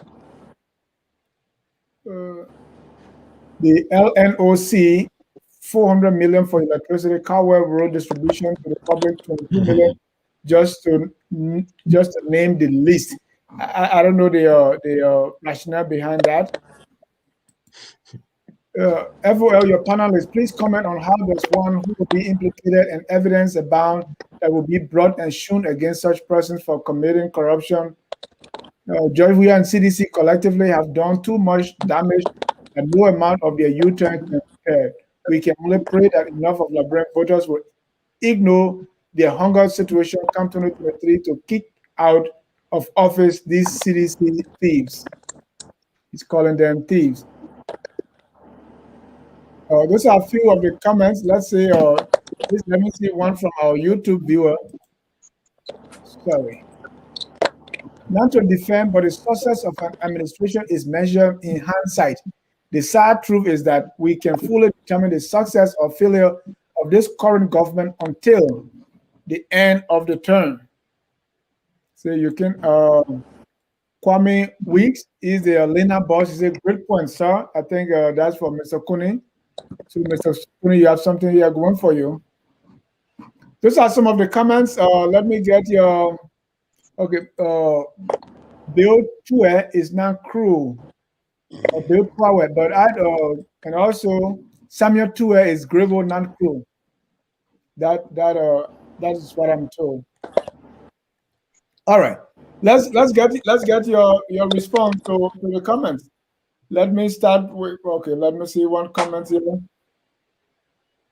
Oh, come on, man. Gentlemen, put good comments that we can read. You guys always shifting blames. UP government was not doing well. That way we voted. That's why we voted you guys. Leave UP government alone and stop making excuses. Carl, let me have your reaction to these comments. I mean, I think the people watching can see clearly what is right. Just to, buttress my earlier point that Liberians are not, we're not stupid. We're not stupid. We observe and we understand things. We were here a few years ago. We're still here, and there's a lot I need to correct. We're talking about a Southeast Grand Bassa, River Cess are not in the southeast. They're in what's called southern Liberia. I think we need to remember that all of us went to school and hopefully learning civics class, which counties are in the southeast and which ones are not. Bassa is not in the southeast. I need to make that point clear. That's not true. The second thing that is not true, the president does not appoint over 4,000 people. That is not true. If he did, that's unconstitutional because the laws tell you which positions are presidential appointments. And the entire government leadership is from the southeast. You have, with the exception of the Chief Justice, because he was appointed by someone else. But the two cases where the current president has appointed people to the Supreme Court, the first one, he did what, replaced Kabinejana with another person who is Madingo, Counselor Judge, Justice Yusuf Kaba is now replacing Kabinejana. But who else did he go pick? A crew person, the speaker, the Senate pro temp, the deputy speaker, all from the southeast. And then you talk about the people he retained from the Ellen Johnson Sirleaf administration: Mary Bro, Sam Ulu, Len Eugene Nangbe, in the exact 3 crew people. The only ministers he cabinet level people that he retained, that he did not fire, down to the HR people, were 3 crew people. And then, 3 crew people. And then on top of that, the worst thing I think that is a great disrespect to the country is this notion that we somehow, are just making this stuff up, or that we don't see what we're seeing.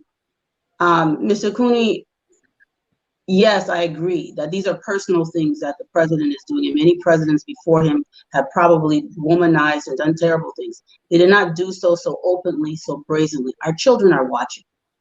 Our children are watching. And leaders are supposed to set an example of good and proper conduct. They are symbolically the fathers, the moral fathers of the society. This is why a higher level of scrutiny is placed on them. We have to respect our fellow citizens. You cannot publicly and openly have women fighting and cussing over the president, and Seditians themselves don't get offended by this. Do you think, if you believe for 1 minute that everybody, you talk about opposition, you only talk about unity party, you know how many people are in opposition to the George Weah administration right in the CDC? You think every member of CDC is happy with the way Weah is performing? Yeah. Okay. You put in a lot on the table for Mr. Cooney. Mr. Cooney, go ahead. Unfortunately, I didn't say all of that. I didn't say every CDC is happy with George Weah. I didn't say every opposition person is unity party. So she's actually saying things that I did not say. And I didn't say everything is good in Liberia. I continue to say our country is facing challenges. They are difficult times, but I insist that the country is making progress. It is the progress part you reject. You're willing to accept the difficult time and damaging time. Well, it is your opinion, but that's my opinion. We have challenges, we have difficulties. There are people suffering in the country, but there is effort being made to better the lives of the people. To you, there is no effort. Everything is doomsday. Everything collapsed. So, these are differences of opinion. It doesn't make you better or make you worse than me. But don't say things I didn't say. I didn't say every sedition is supportive of Weah or every sedition is happy with Weah. I'm telling you, there are some seditions, there are some Liberians that are happy with what we are doing, and there are some that are not happy with him. Again, I don't like to split hair on the southeastern thing, we all been to school. Liberians are group of things. Bassa, Crew, Clan, Grebo.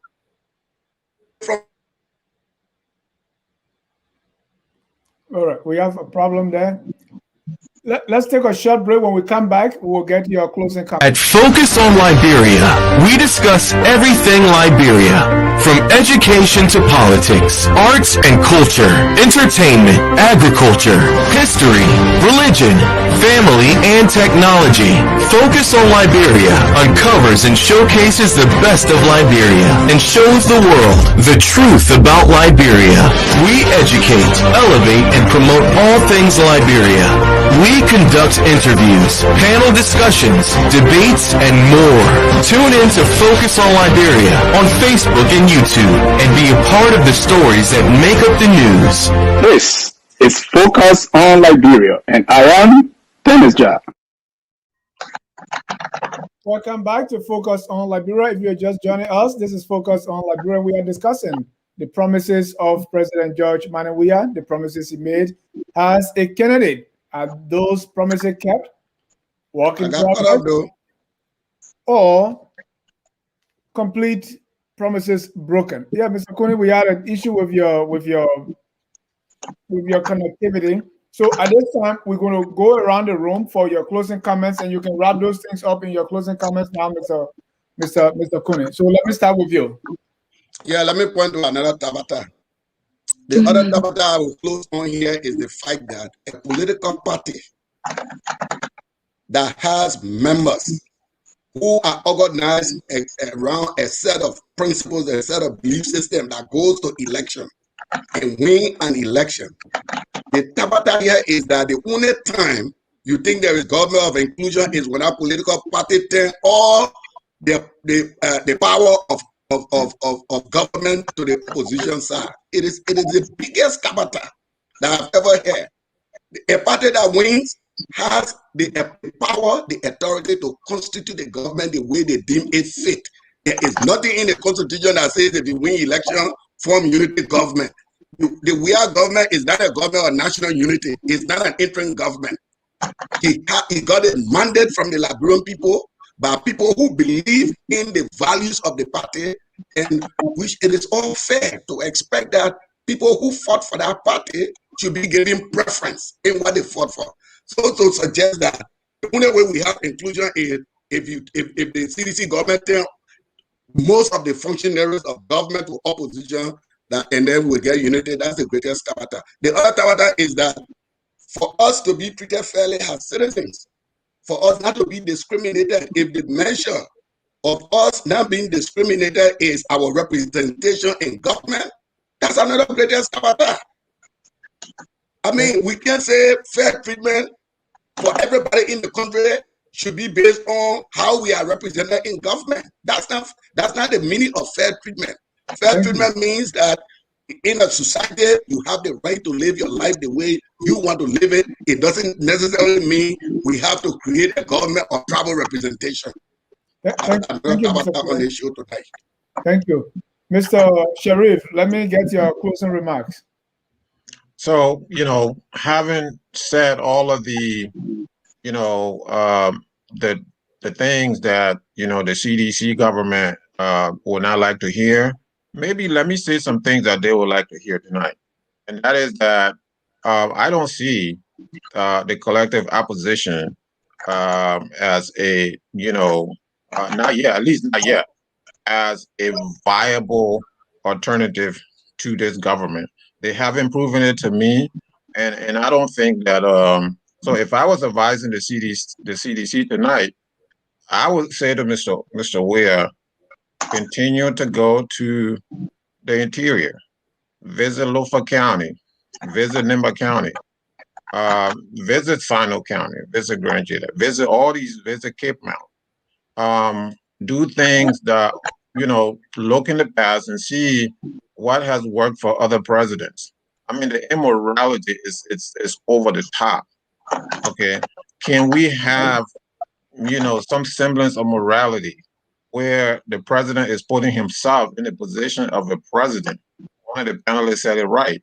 So begin to reform yourself, work on yourself personally, declare your assets, do those things that you can do that are within your control, not those things that you can't control. There's a lot that he can control. He just chooses not to. So I think that there is still a way for him for a second term.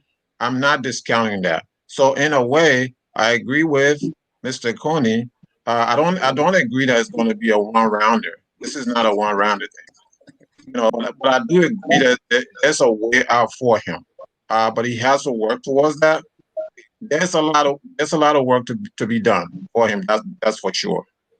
Thank you. Let me go to Mr. Ducliffe, joining us from Monrovia. Your closing comment. let me say this. In the first place, no one expects President Weah to know it all coming to the leadership. But what is expected is that he will surround himself with people who have the technical know-how to help him deliver that quality product that has been promised the Liberian people. And I think that's one thing that is missing. And in that regard, let me also say that we are not against Seditians being employed in government or Southeasterners. It is their right as Liberians to get employed in government. But what is important is that their employment should be in line with the mandate of the people, the plight of the people, meaning they should be qualified so that they will be of asset to the Liberian people and not liability.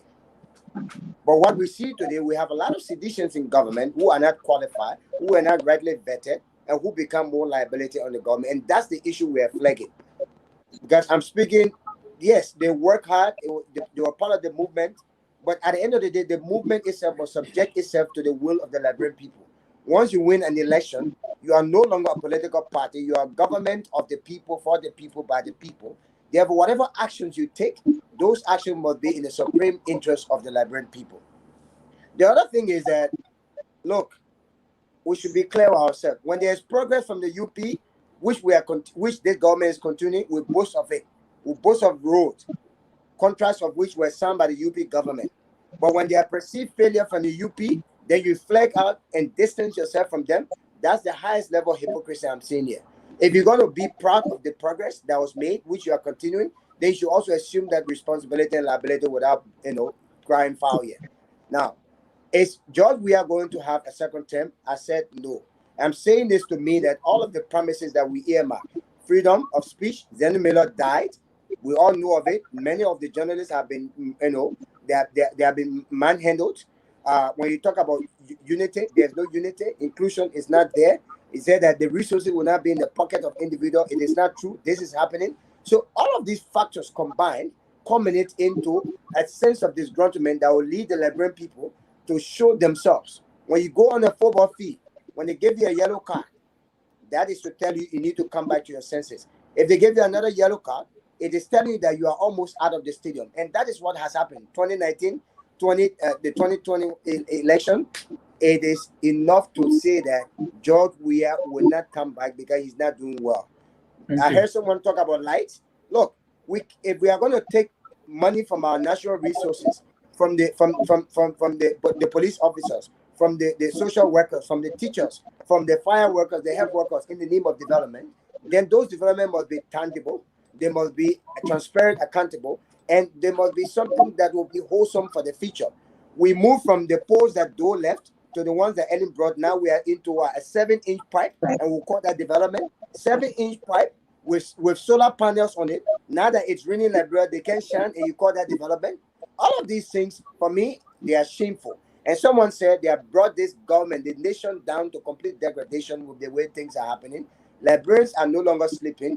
They might not know the books that others will be speaking. Many of them might not go on Facebook, but they are resolved to end this thing. Liberians knew that they made a big mistake by putting George Weah into power, and I think they are ready to correct that. Now, all we can say is that the opposition, they must put their houses together, which they will do at the end of the day to ensure that George Weah does not come back to power. Thank you. Cole, your closing comments. Yeah, I think that one of the things that I've been consistently saying for years is that we need to be able to put the Liberian people in a position where they see themselves as part of the process of bringing change, positive outcomes of the country. Anyone running for office needs to paint a future picture that includes the ordinary Liberian. It cannot always be about, oh, we're going to try to bring foreigners to come do this for you. We have to be able to inspire our population, not only through words, but through action. That means by preparing them and setting them, or placing them in a position where they can solve their own problems, advance their own economy. These are the things that you do when you're a patriot. One thing that I was disappointed in Weah for, I have not seen him taking these poorly educated young men and women who have held him up since 2005 and send them to school. He has not given these people scholarships and helped them advance their minds. He has instead given them positions that they're not prepared to hold and not capable of holding, set them up for failure. I listen to Jefferson Koji a lot when he speaks. He's intelligent, but he's not educated. And that's a problem.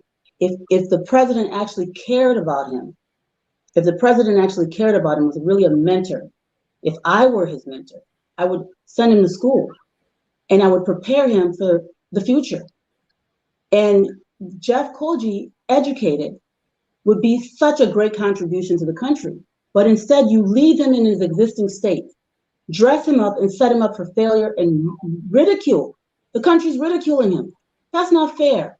That's not fair to Jeff. It's not fair to Liberia. You're not doing him a favor. That's not doing him a favor. It's like taking your child and giving them a car to drive when they don't have a license. They never put the car in, they never been in car before. That's not right. That thing I can repeat, and I don't want to pick on other people in the government, but my point is, that's unfortunate. The other thing is, we talk about the past administration as if Joel and Weah were not part of the past administration. George Weah served in the executive and the legislative branches of government. George Weah was on the executive payroll until he became senator. Joel was in power the entire time Ellen was in power. She won her seat as a senator. And every single concession agreement that was ever signed in government, we as vice president signed off on during that time. So every, thing that was done, Ellen used to be Weah's boss. This idea that these people came from some outside place to enter government is a false consciousness. It's not true. We have always been in government since 2005, consistently and continuously been on government payroll. And I just wanted to point that out.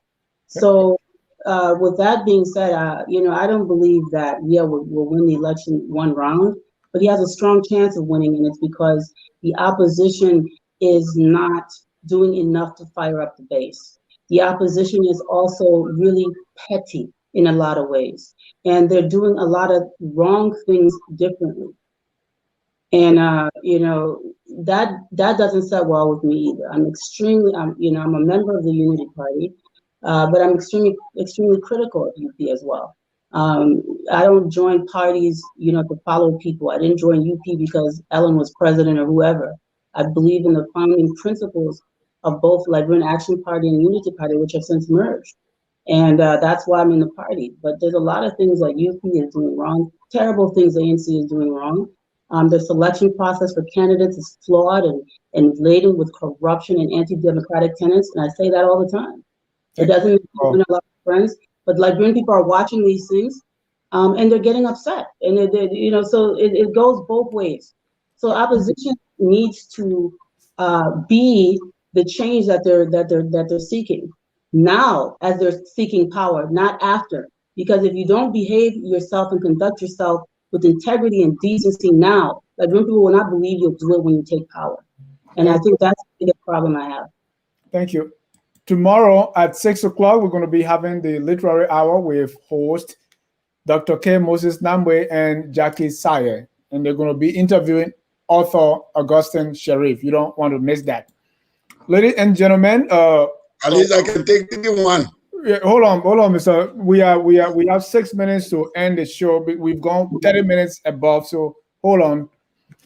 In 5 seconds each, and Mr. Douglas, you are here for the first time. At the end of our series, or the end of the show, we always pick one Tabata in the country that you want to discuss. Just one in 30 seconds. And when we say Tabata, mean Southeastern nonsense.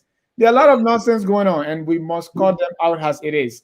So, Mr. Kune, you have 6 seconds. What's the one Tabata you see? The continuous claim that the government is Eastern dominant is Tabata. You make reference to the protest. You make reference to the protest. Those were people elected by their peers. Nobody. Let's go to Mr. Mohamed Dukle. Mr. Mohamed Dukle, any Tabata you see in the country going on? Well, for me, I think it's about the third lane, the new amendment that was done that government officials should take a third lane or we don't even have complete one lane, paved in this country. You don't even have complete one lane or two lanes. Then you talk about third lane. So I think it was just another Tabata. I agree with you.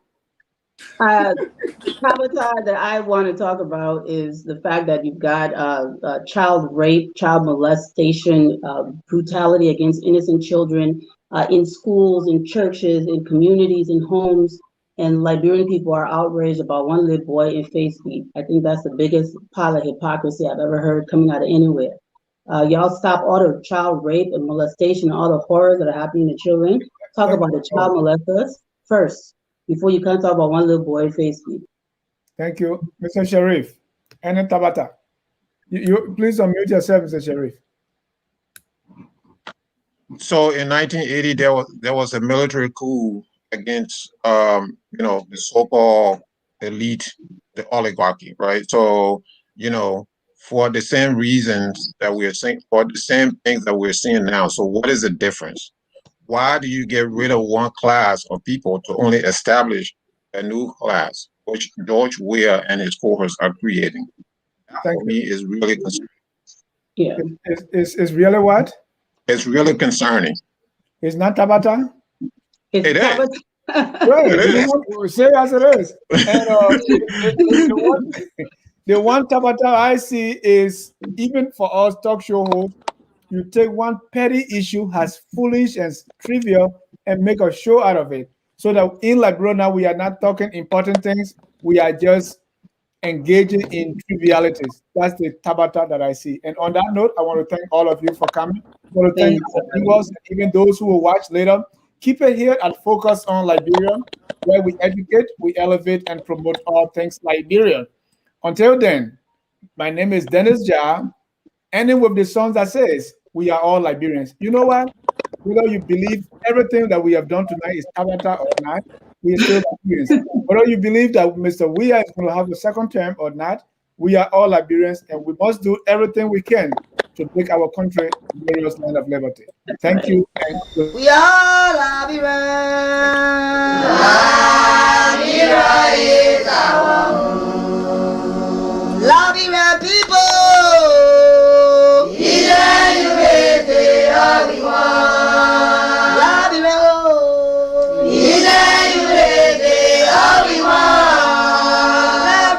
Liberia.